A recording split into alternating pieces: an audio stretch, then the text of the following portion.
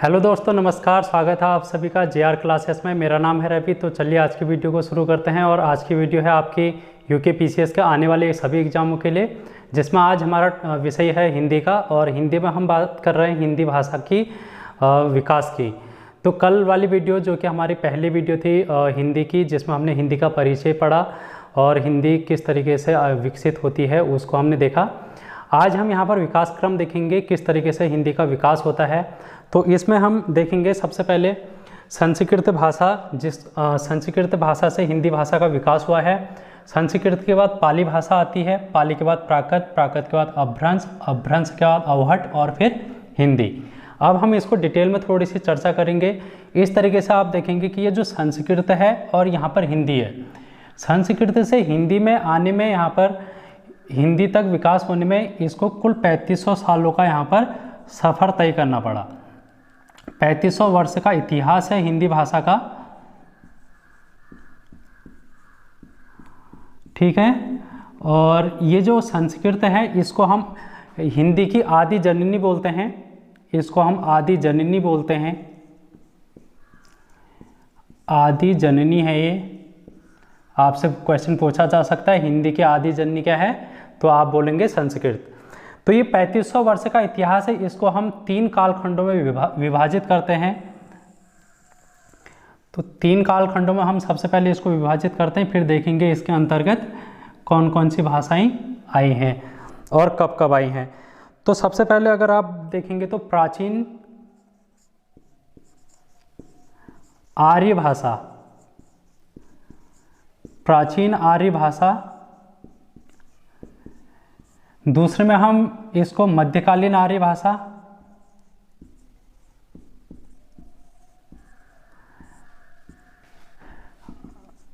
और फिर हम तीसरे को हम विभाजित करते हैं आधुनिक आर्य भाषा में।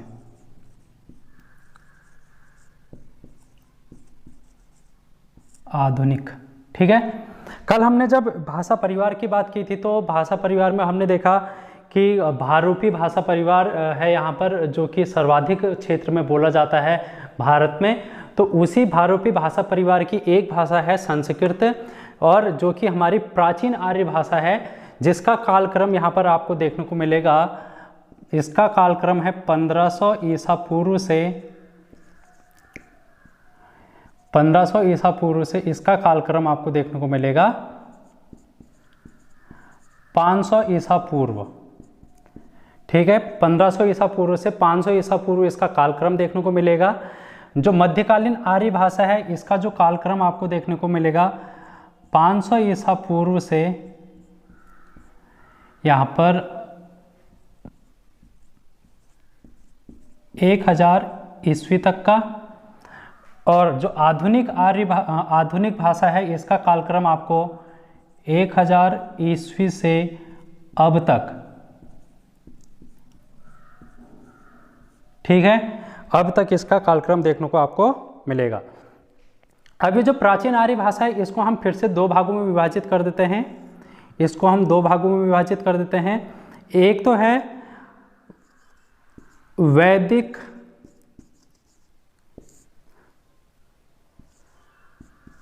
संस्कृत। यहाँ पर वैदिक संस्कृत की बात करेंगे, जिसमें आपको इसका कालक्रम आपको देखने को मिलेगा 1500 ईसा पूर्व से 1000 ईसा पूर्व। इस वैदिक संस्कृत में आपके जितने भी वेद हैं, वेदों का यहाँ पर लिखित रूप दिया गया, जिनमें कि आप 4 वेद पढ़ते हैं। तो वैदिक संस्कृत में वेदों की यहाँ पर चर्चा की गई है, वैदिक संस्कृत में लिखे गए हैं वो। उसके बाद इसको दूसरा, इसका जो भाग है उसको हम बोलते हैं लौकिक संस्कृत। इसको बोलते हैं लौकिक संस्कृत। इसका जो कालक्रम है 1000 ईसा पूर्व से 500 ईसा पूर्व। इंग्लिश में ईसा पूर्व को BC बोला जाता है, बिफोर क्राइस्ट। और लौकिक संस्कृत में यहाँ पर जो महाकाव्य हैं, महाकाव्य, उनकी रचना की गई, जैसे रामायण हो गया आपका और महाभारत। आपसे क्वेश्चन पूछा जा सकता है महाभारत और रामायण किस भाषा से लिखित हैं, तो ये लौकिक संस्कृत है, यहाँ पर आपको ध्यान में रखना है। उसके बाद हम चलते हैं यहाँ पर मध्यकालीन आर्य भाषा में। किस में चलते हैं? मध्यकालीन आर्य भाषा में चलते हैं, और इसको भी हम अलग अलग कालखंड में विभाजित करते हैं, जिसमें आपका सबसे पहले है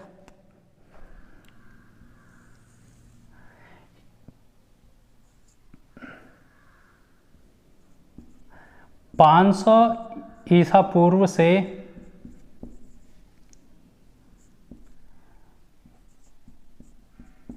500 ईस्वी तक, ईसा पूर्व मतलब BC बिफोर क्राइस्ट, और ईस्वी यहाँ पर AD इसको बोलेंगे हम, तो यहाँ पर इसको ध्यान में रखना कालक्रम को। तो इसका जो मध्यकालीन आर्य भाषा है 500 ईसा पूर्व से 500 ईस्वी तक, इसमें हमारी पाली,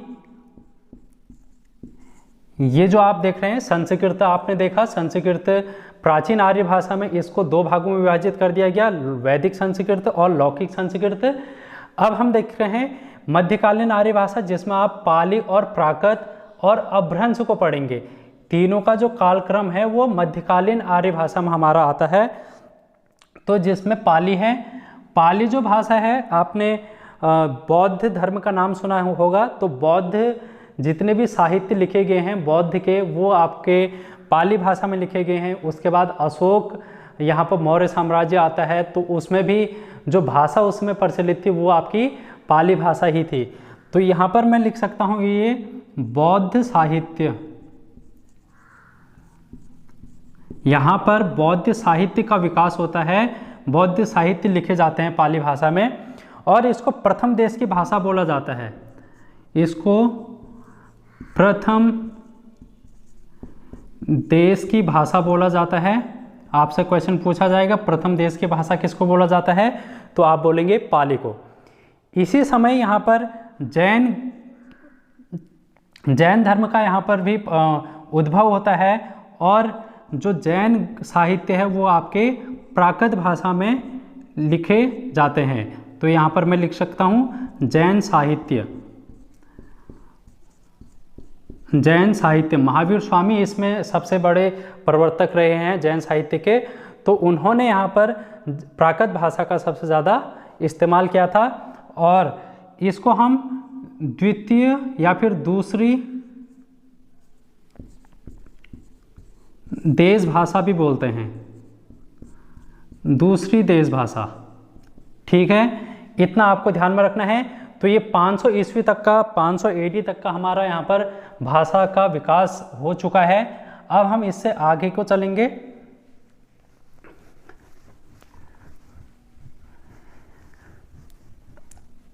अब 500 ईसा पूर्व के बाद यहाँ पर आप देखेंगे, इसी को मैं और विभाजित करता हूँ। ये पहला हो गया, ये दूसरा प्राकृत, और तीसरा आपका है अपभ्रंश। तीसरा क्या है आपका? अपभ्रंश है। अपभ्रंश, ये जो अपभ्रंश है पाली और प्राकृत भाषा का परिवर्तित रूप है, यानी इन्हीं का विकसित रूप है अपभ्रंश। तो इसका जो कालक्रम माना जाएगा वो है 500 ईस्वी से 1000 ईस्वी। इसी में आपका अवहट्ट भी आ जाता है बाद में, जब इसका अंतिम चरण चल रहा होता है अपभ्रंश का, तो इसमें आ जाता है अवहट्ट, इसमें आ जाता है अवहट्ट, जो कि 1000 ईस्वी के आसपास इसका कालक्रम माना जाता है। अब यहाँ पर आप देखने की बात यह है कि जो हम अपभ्रंश है इसको थोड़ा सा डिटेल में पढ़ते हैं, क्योंकि यहाँ से आपके क्वेश्चन हैं पूछे जाते हैं। ठीक है, तो अपभ्रंश को हम पढ़ेंगे। तो जॉर्ज ग्रियर्सन एक व्यक्ति हैं जिन्होंने यहाँ पर अपभ्रंश के भेद किए। किन्होंने किए? भोलेनाथ तिवारी ने। भोलानाथ तिवारी एक व्यक्ति हैं जिन्होंने अपभ्रंश का यहाँ पर क्या किया, अपभ्रंश, अपभ्रंश के भेद किए, यानी कि इनको 7 भागों में बांटा। और ये किन्होंने बांटा, भोलेनाथ तिवारी ने।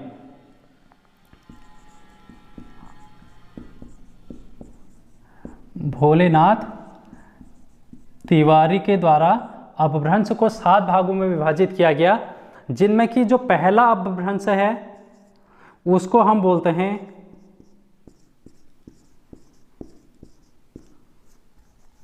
सौरसेनी अपभ्रंश।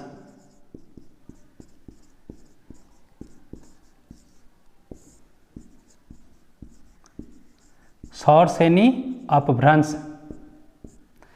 दूसरा आपका है मागधी अपभ्रंश।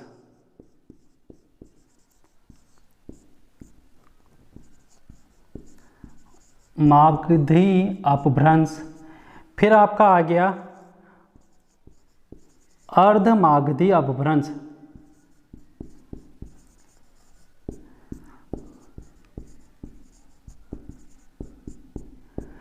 चौथा आपका आ गया मागधी, अर्धमागधी। फिर आपका आ गया खस अपभ्रंश। खस अपभ्रंश। फिर पांचवा आ गया आपका पैशाची अपभ्रंश। फिर आपका छठे में हो गया ब्रांचड़, ब्रांचड़ अपभ्रंश। और सातवें में आपका आ गया महाराष्ट्री अपभ्रंश। महाराष्ट्री अपभ्रंश। अब यहाँ पर से देखेंगे आप, जो ये सौरसेनी अपभ्रंश है इसमें पश्चिमी हिंदी का विकास होता है। इसमें पश्चिमी हिंदी का विकास होता है जो कि हमारे पश्चिमी भारत में बोली जाती है। साथ में गुजराती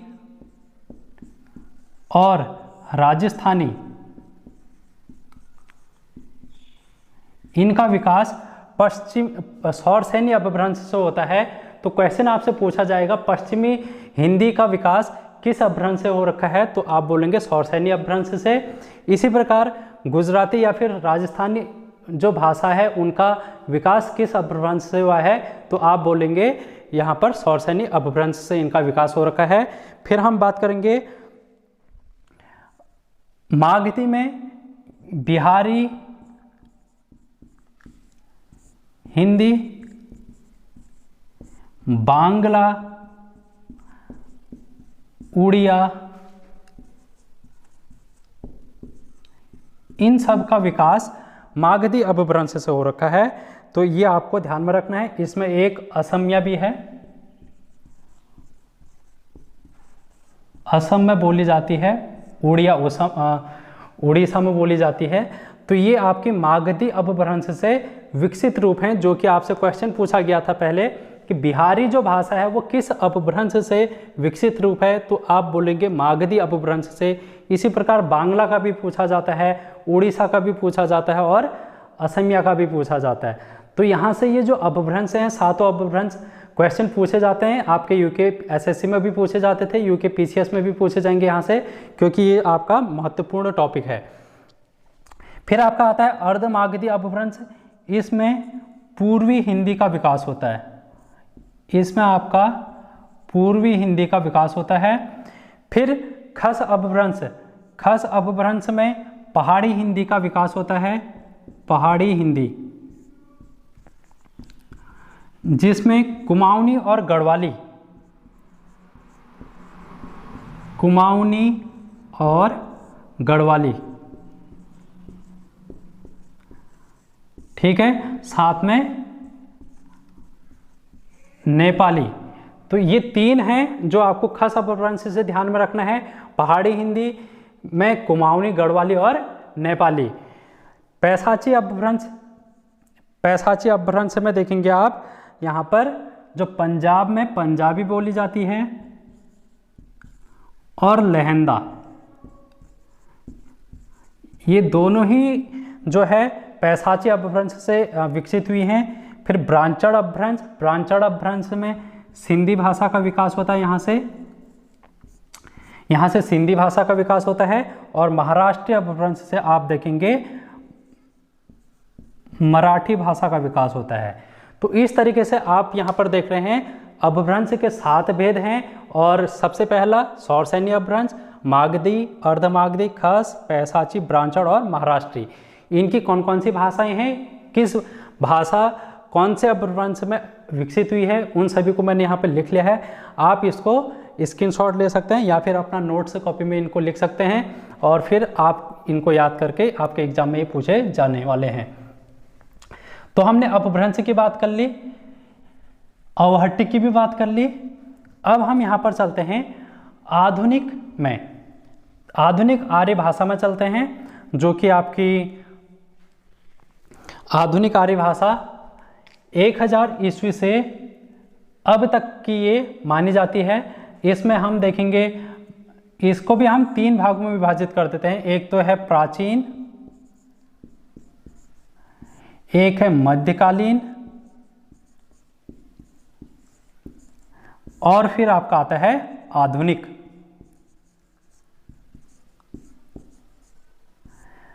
ठीक है, ये आधुनिक हो गया। प्राचीन जो है ये 1100 ईस्वी से 1400 ईस्वी तक का इसका कालक्रम है। मध्यकालीन का 1400 ईस्वी से 1850 ईस्वी है और आधुनिक का आपका 1850 से अब तक का है,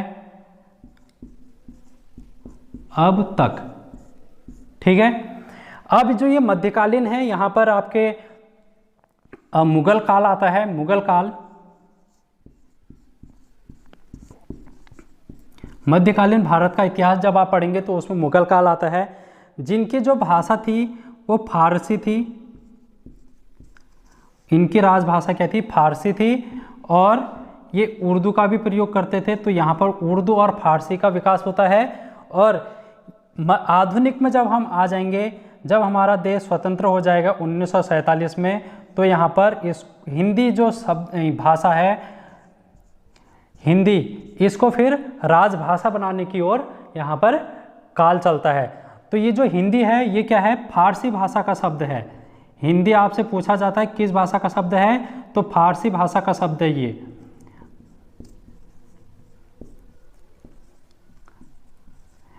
आपके हिंदी में देशज, विदेशज, आगत शब्द हैं, उनमें से ये फारसी जो शब्द है, फारसी भाषा है, उसी का एक शब्द है हिंदी। तो आपसे क्वेश्चन पूछा जाता है कि हिंदी किस भाषा का शब्द है, तो आप बोलेंगे फारसी भाषा का शब्द है। ये रहा हमारा आधुनिक काल, जो कि हमारा हिंदी का है। तो इस प्रकार हिंदी हमारी विकसित होती है संस्कृत से लेके हिंदी तक। अब हम यहाँ पर देखते हैं बोली। अब हम देखते हैं बोली क्या होती है।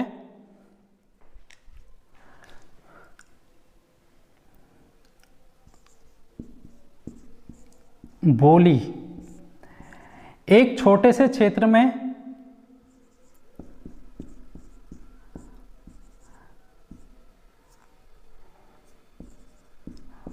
बोली जाने वाली बोली कहलाती है। छोटे से छोटा क्षेत्र होता है, इसका छोटा क्षेत्र में बोली जाती है।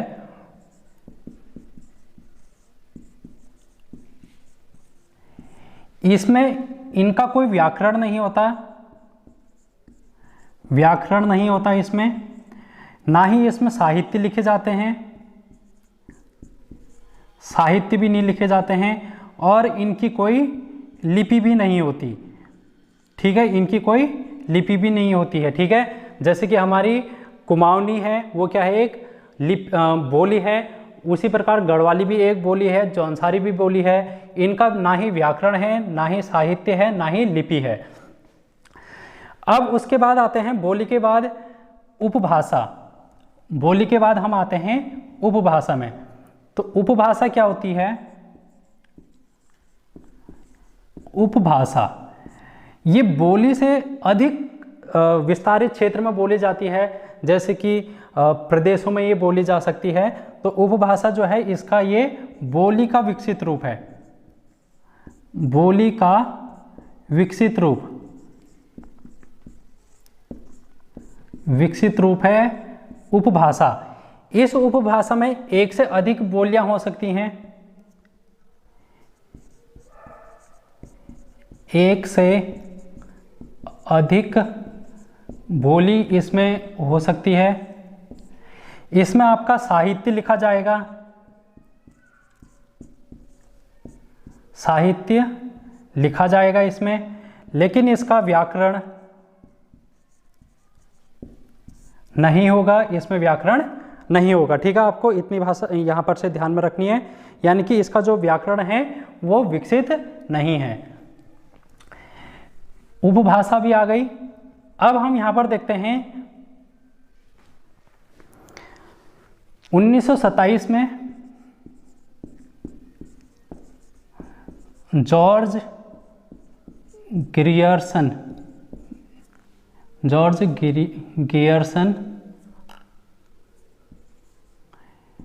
इन्होंने बोली और उपभाषा इनको विभाजित किया और इन्होंने कहा कि हमारी जो उपभाषाएं हैं वो कितनी हैं, 5 उपभाषाएं हैं और बोली कितनी हैं, 18 बोलियां हैं। कितनी हैं, 18 बोली। ये आपसे क्वेश्चन पूछा जा सकता है कि बोली कितनी है और उपभाषा कितनी है। तो अब हम चलते हैं उपभाषा और बोलियों में, और यहाँ से भी क्वेश्चन आपके आने वाले एग्जाम में पूछे जाएंगे और पूछे जाते रहे हैं। ये 5 उपभाषाएं कौन कौन सी हैं उसको हम देख लेते हैं।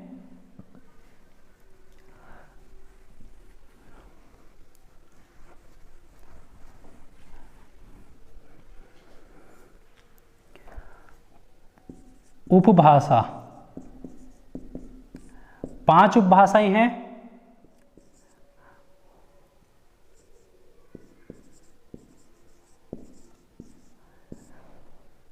पश्चिमी, ठीक है, ये जो पश्चिमी उपभाषा है ये आपकी सौरसेनी अपभ्रंश से विकसित हो रखी है। अभी हमने अपभ्रंश पढ़े, तो ये क्या है, सौरसेनी अपभ्रंश से विकसित।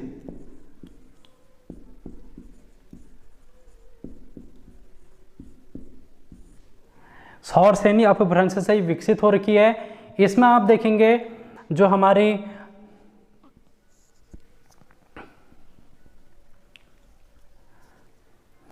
बोलियां हैं, इसकी जो पश्चिमी उपभाषा है इसकी बोलियां कौन कौन सी हैं, इसकी बोली कितनी हैं, तो आपको ये याद करनी है बोलियां इसमें कौन कौन सी हैं। एक तो आपका आ गया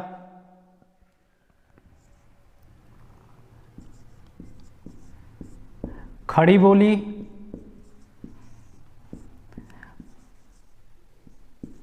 कौरवी, इसी को हम कौरवी भी बोलते हैं, खड़ी बोली को ही कौरवी बोला जाता है।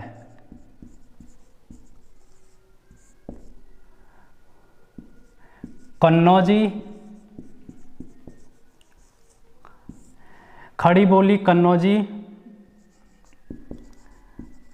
ब्रजभाषा बुंदेली और बांगरू। तो ये कितनी बोलियां हो गई, 1 2 3 4 5। तो 5 बोलियां तो ये हो गई जो कि पश्चिमी उपभाषा में है। कौन कौन सी हैं, खड़ी बोली, कन्नौजी, बुंदेली, ब्रजभाषा, बांगरू। आप इसको किस प्रकार से याद कर सकते हैं, क ख ब ब। क से कन्नौजी, ख से खड़ी बोली, ब से बांगरू, ब से बुंदेली, ब से ब्रजभाषा। तो इस प्रकार से आप इन बोलियों को याद कर सकते हैं, ये आपके आने वाले एग्जाम में पूछी जाएंगी। फिर दूसरा हमारा आता है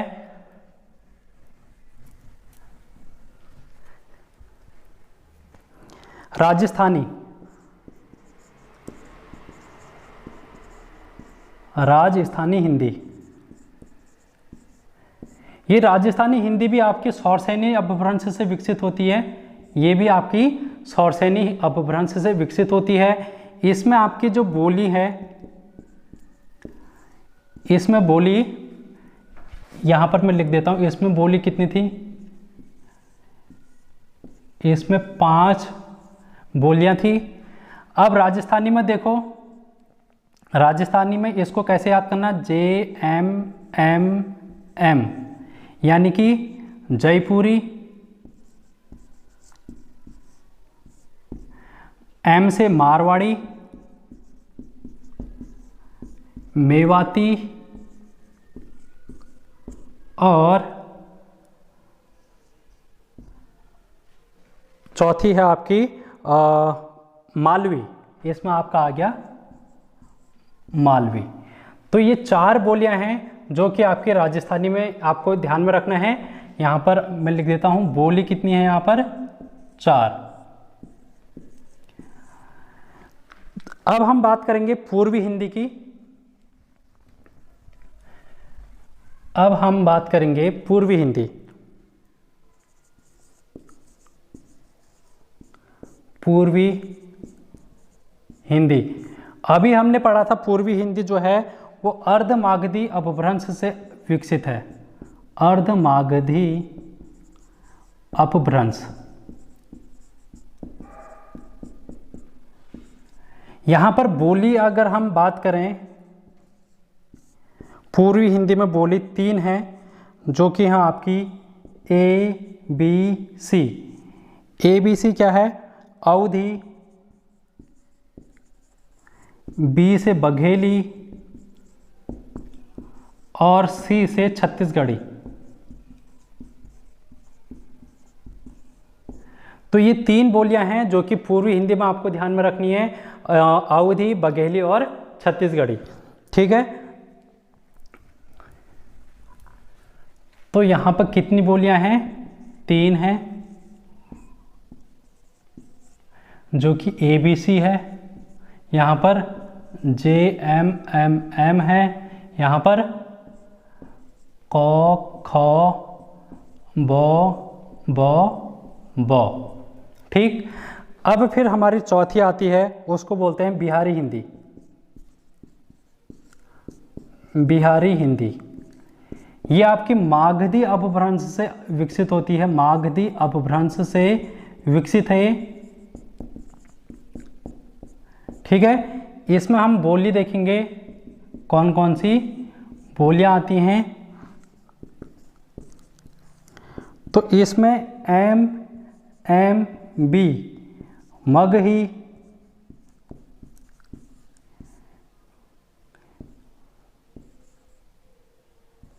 मैथिली